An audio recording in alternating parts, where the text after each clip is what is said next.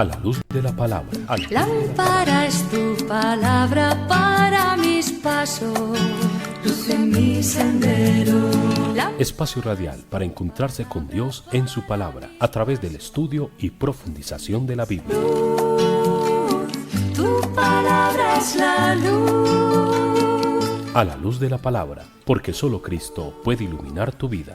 Un saludo para toda nuestra querida comunidad de El Santuario que hoy se unen y nos sintonizan a través de nuestra emisora comunitaria Asocomunal Estéreo 89.4 y nos siguen a través de la señal de Eclesia Televisión. Igualmente de todos los que se unen a través de las redes sociales, tanto de aquí del santuario como de otras diferentes partes del país. Bienvenidos a este su programa, A la Luz de la Palabra. Seguimos profundizando en torno a los libros de la Sagrada Escritura.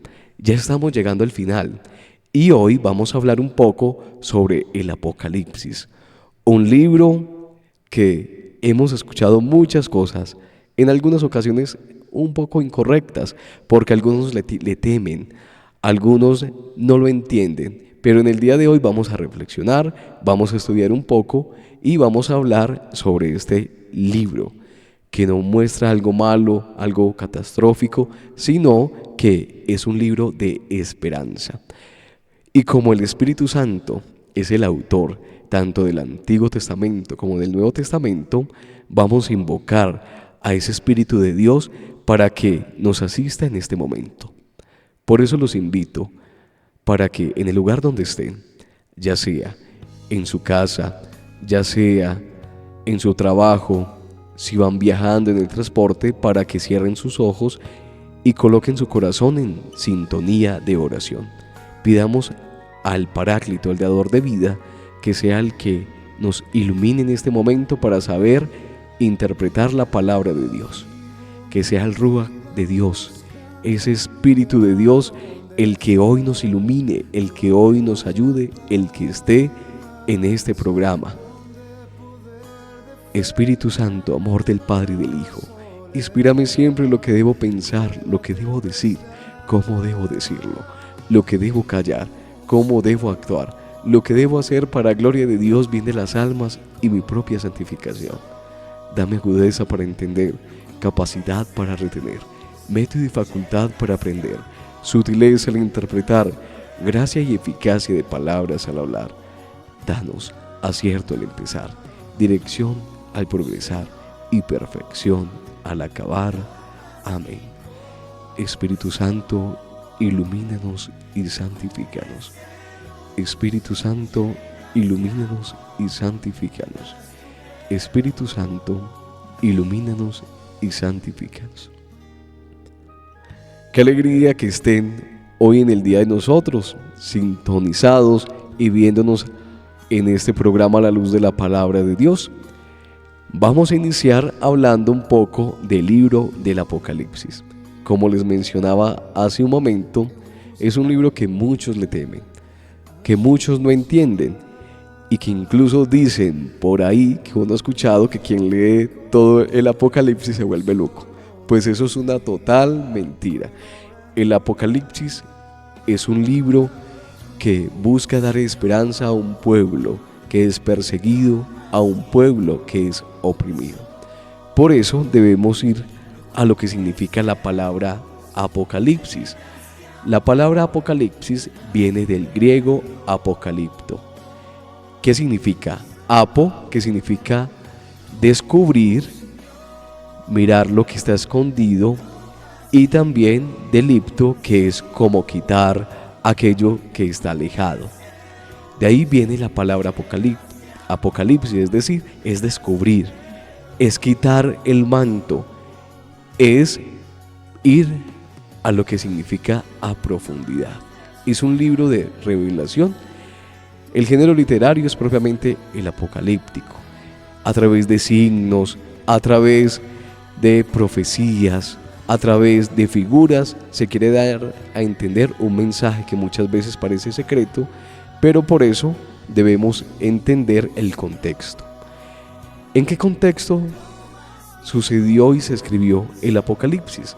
Pues el escritor, según la tradición, es San Juan. Se dice que San Juan fue desterrado a la isla de Patmos y allí comenzó, ya al finalizar su vida, a escribir el Apocalipsis entre los años 81 y 96 después de Cristo. Él, según leemos en el Apocalipsis, recibe todas estas revelaciones de parte de Jesús. Precisamente en el prólogo dice que Él envió a su ángel para darse a conocer a su siervo Juan. Ahí nos habla Juan que Dios envía el ángel, el cual también va a ser ese guía en el transcurso de todo el libro y va a ir también a través de signos, de simbologías, de sucesos, mostrando un mensaje a esta comunidad. Resulta que esta comunidad estaba perseguida, estaba oprimida. Debemos entender el contexto cultural de ese momento. En un primer momento estaba el Imperio Romano, que no quería a los cristianos y los perseguían, principalmente con los emperadores Nerón y Domiciano. También estaba pues toda esa connotación helénica que contradecía precisamente al Evangelio, hablando precisamente de seguir las pasiones, los desórdenes. Y por otra parte también está la cultura judía, en la cual nace también el cristianismo. Muchos judíos perseguían el cristianismo, a los cristianos, porque pensaban que eran una secta, que incluso ellos decían que se comían a Dios, que luego pues ya entendemos que no entendían precisamente lo que significa la Eucaristía en ese primer momento. Y también pues había unas divisiones internas en ese entonces. Algunos cristianos que querían seguir a Jesús pero no dejar sus prácticas judaizantes, es decir, seguir con la circuncisión y todo esto. En ese contexto surge el Apocalipsis, y a una comunidad que vivía toda esta persecución, toda esta división, todos estos problemas, es que Juan les escribe. Comencemos hablando un poco de el prólogo. Se dice que en el prólogo Juan comienza a explicar y a mencionar algunos signos cristológicos, algunas palabras cristológicas con las cuales hace mención de Jesús. Entonces, Juan comienza diciendo que Jesús es el testigo fiel. Y eso es algo cierto. Jesús es el testigo del Padre. Es aquel que nos muestra el verdadero rostro de Dios. También se habla de que Jesús es el primogénito entre los muertos. Mire que el Apocalipsis es muy esperanzador. Comienza hablando también de que Jesús es el que primero resucitó, entonces nosotros luego tendremos una vida eterna al lado de Él. Él es el primogénito de entre los muertos. Es el príncipe de los reyes de la tierra. Es decir, Jesús es el príncipe, es el que rige, es el dueño y señor del cosmos, de todo lo que vive, de todo lo que existe, de todo lo creado. También se dice que Jesús es el todopoderoso, es decir, Él tiene poder, porque para Dios no hay nada imposible. Además, también se habla de que Él es el alfa y la omega, de donde nosotros también sacamos esa connotación de que Dios es principio y fin. De ahí que Jesús es el alfa y la omega, es el principio, desde la eternidad. Es algo muy de la teología de San Juan.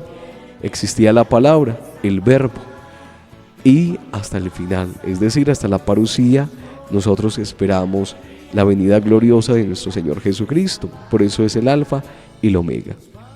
Y otro signo, otra palabra con la cual se nombra a Jesús, es una que conocemos mucho en el Evangelio de San Juan, y es el que es decir, yo soy. En el Evangelio de San Juan se habla de que Jesús es la luz, de que Jesús es la vid, de que Jesús es el buen pastor. Aquí nos habla de que Él es el que debía estar. Entonces, mire, es un lenguaje de esperanza, es un lenguaje también de la soberanía de Cristo. Ahora hablemos un poco de la primera parte del Apocalipsis. Los signos, los números también son muy importantes. El número 7 del Apocalipsis significa la plenitud. Entonces va a hablar de 7 iglesias, es decir, como si se hablara de todas las iglesias que existen en el mundo. Va a hablar de la iglesia de Éfeso, de la iglesia de Esmirna, de la iglesia de Pérgamo, de la iglesia de Tiatira, de la iglesia de Sardes, de la iglesia de Filadelfia y de la iglesia de la Odisea. Cada uno de esos mensajes con los cuales se va a referir el apóstol San Juan a estas iglesias tiene en sí una estructura de 5 elementos. En cada una de ellas, primero va a hablar el ángel, escribe el ángel. La segunda es que va a hablar en forma de oráculo, así como si fuese muy profético. La tercera forma de cada mensaje de estas iglesias es que se va a dar una valoración tanto positiva como negativa de esa iglesia. En el cuarto momento se va a hacer una exhortación particular y en el quinto momento una exhortación a la escucha. Entonces, ¿de qué habla el mensaje a la iglesia de Éfeso? Pues Juan invita a la perseverancia. Hay un aspecto positivo, y es que se reconoce la fatiga, se reconoce también la paciencia que esta iglesia ha tenido. Pero ¿qué pasa? Hay un mensaje negativo, y es que han perdido el primer amor. Como nuestros padres, así como cuando estaban en el paraíso.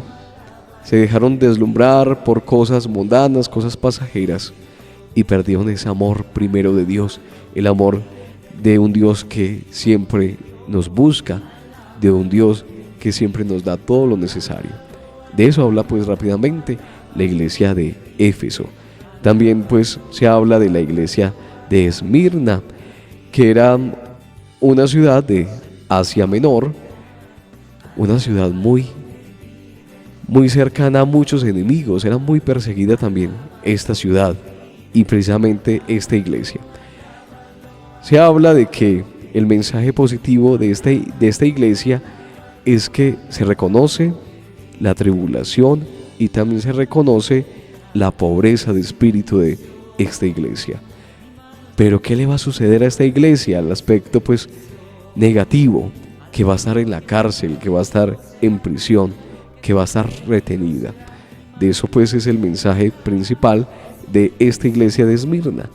Luego, con la iglesia de Pérgamo, vamos a ver que también es una ciudad que estaba al norte de esta ciudad antigua Esmirna.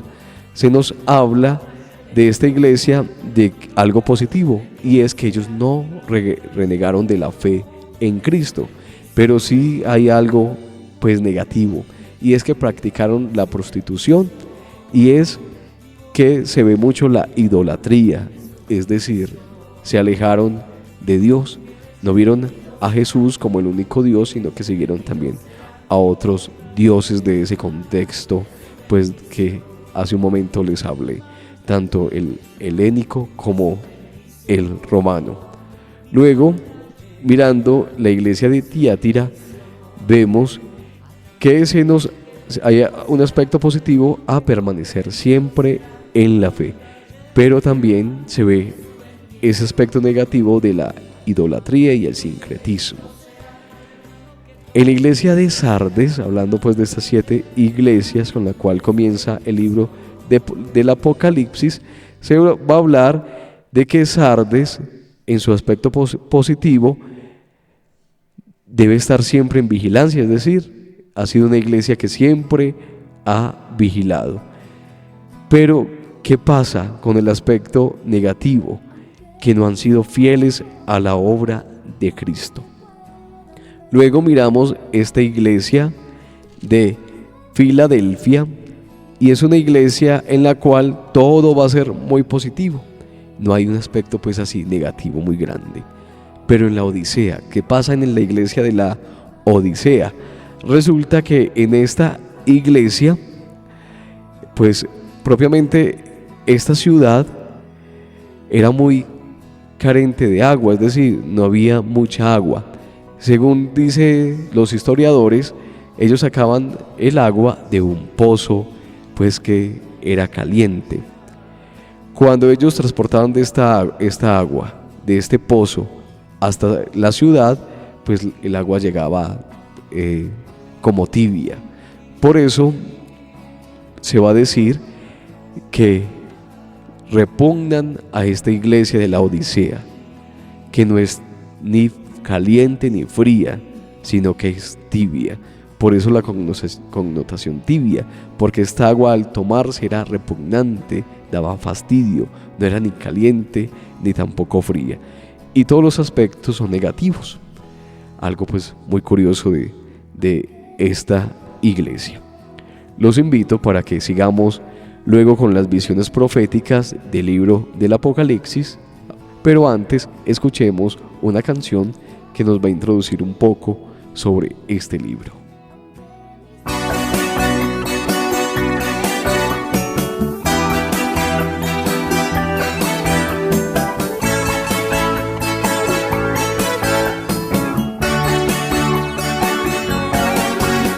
Hermosa señal que en el cielo aparece, vestida de sol, radiante y fulgente, cuidando a tus hijos que sin ti perecen.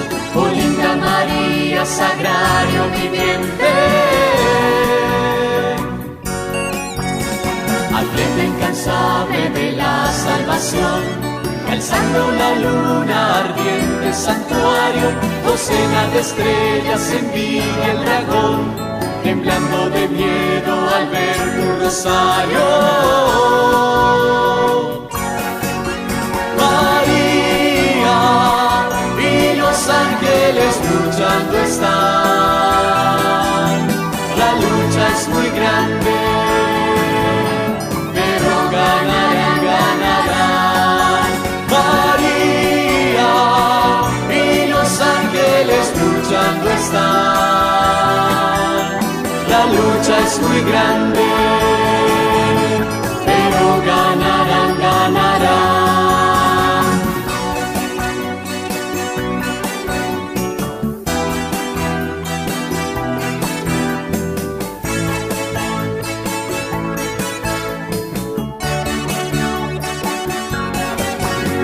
Aunque el mundo de pecado forme un río, orando en la tierra lo desapareces, llegar a tus brazos con amor ansío, tu hijo querido me compro con creces.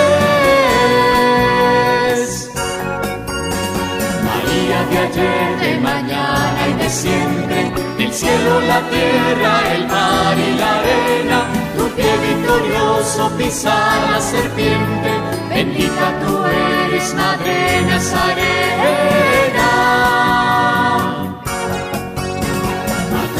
Estrella de constante brillar, guerrera incansable de la salvación, tu ángel Miguel protegiendo está el bello universo de la destrucción.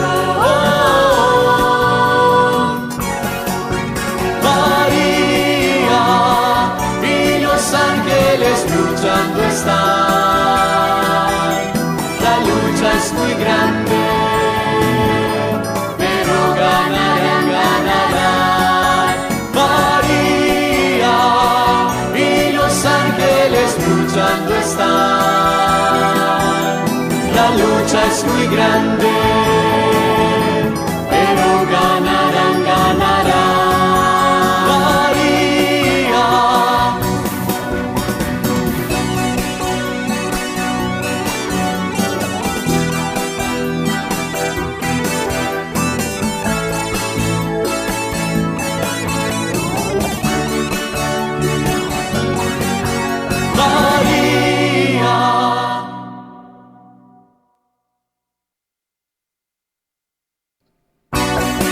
canción muy hermosa que habla de un pasaje del Apocalipsis que tiene dos connotaciones.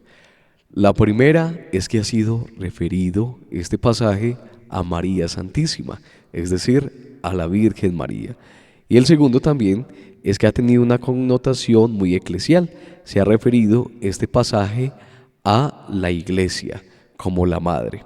Entonces así comenzamos el segundo bloque grande del Apocalipsis. El primero pues vimos la introducción, el prólogo, luego el mensaje a las 7 iglesias. Ahora vamos con unas visiones.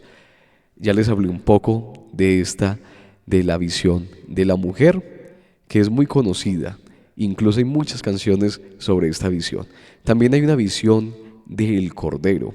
Se presenta a un Cordero triunfante, pero que en la segunda venida, hablando pues propiamente de Jesús, este Cordero va a llegar como un león rugiente, como un león poderoso, hablando también pues de la venida de Jesús, que vendrá a juzgar a todas las naciones, tanto en ese juicio particular porque Él es juez, como en la parucía, en el juicio final.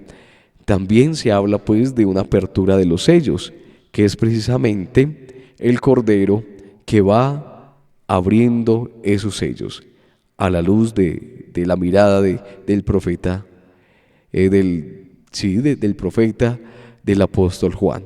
Entonces hablemos un poco, por ejemplo, de los jinetes, que muchas veces como que no se entienden propiamente. Se habla de unos jinetes de 4, precisamente.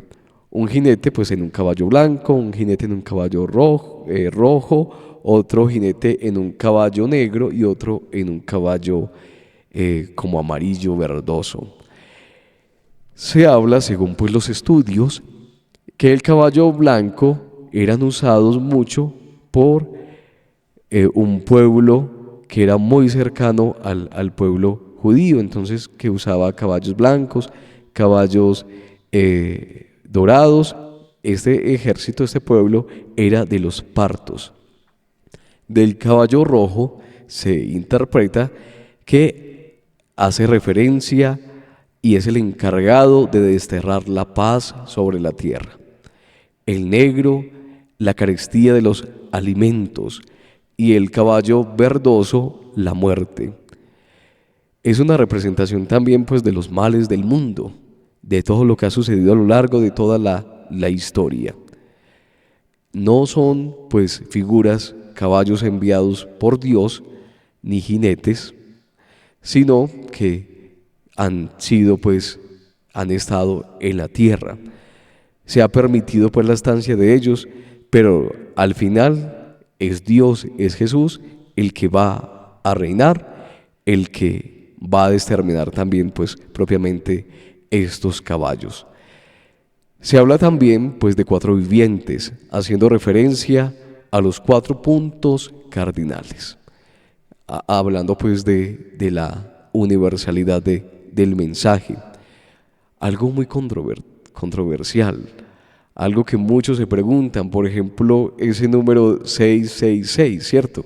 Que es el número de la bestia. Pues según las tradiciones, según las interpretaciones, los estudios, se habla más de un estudio de gematría. ¿Qué es la gematría? Es el estudio propiamente de asignar a una letra un número. Entonces en ese estudio se ha visto que realmente sumando cada una de estas letras del 666 se da con el nombre de Nerón César. Entonces pues posiblemente el 666 significa pues el nombre de Nerón César, o aquellos que han sido contrarios, que han perseguido a los cristianos, aquellos que han sido incluso anticristo, ¿cierto? Que es contrario al mensaje de Cristo. Luego pues vamos a hablar un poco de las trompetas. En el capítulo 8 pues está ese término de trompetas.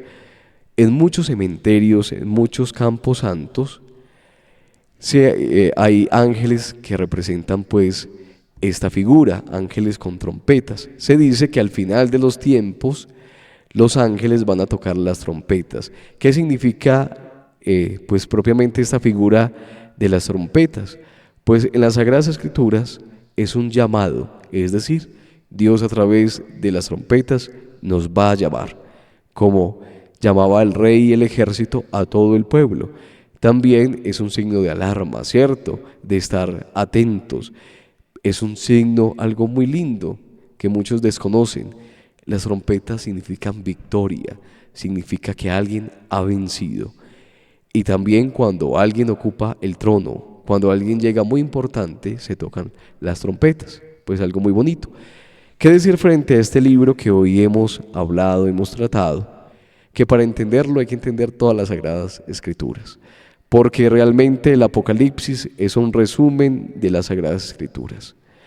Las figuras, los signos, hay que entenderlos a la luz de los libros del Antiguo Testamento, de los libros del Nuevo Testamento. Los invito a que lo lean. Por eso está de último, porque es un resumen de todas las Sagradas Escrituras en signos. Para entenderla, por ejemplo, las trompetas, para entender las trompetas hay que ir hasta el libro de los Reyes, hasta estos primeros libros, donde el pueblo se iba consolidando, donde el pueblo se reunía bajo el sonido de las trompetas.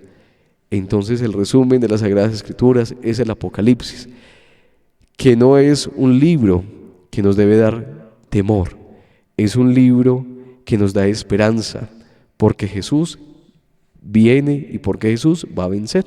Precisamente el Apocalipsis termina diciendo: ven Señor Jesús y amén. Es decir, esa expresión ven Señor Jesús es para que Él venga nuevamente a hacer nuevas todas las cosas, es esperar la segunda venida de Jesús, la esperanza. Entonces es un libro cargado de mucha esperanza. Y el amén significa así sea, es decir, que todo lo que Dios ha hablado a través de las Sagradas Escrituras se cumpla y llegue a su cumplimiento. Los invitamos en este miércoles de San Judas Tadeo, el sexto, a que nos acompañen a las 2 de la tarde con la hora santa y la novena, y a las 3 con la Sagrada Eucaristía. Muchas gracias por estar con nosotros en este momento a la luz de la palabra de Dios. El Señor los bendiga y los acompañe siempre. Muchas bendiciones en este miércoles. A la luz de la palabra. Lámpara es tu palabra para mis pasos, luz en mi sendero. Espacio radial para encontrarse con Dios en su palabra a través del estudio y profundización de la Biblia. Tu palabra es la luz. A la luz de la palabra, porque solo Cristo puede iluminar tu vida. A la luz de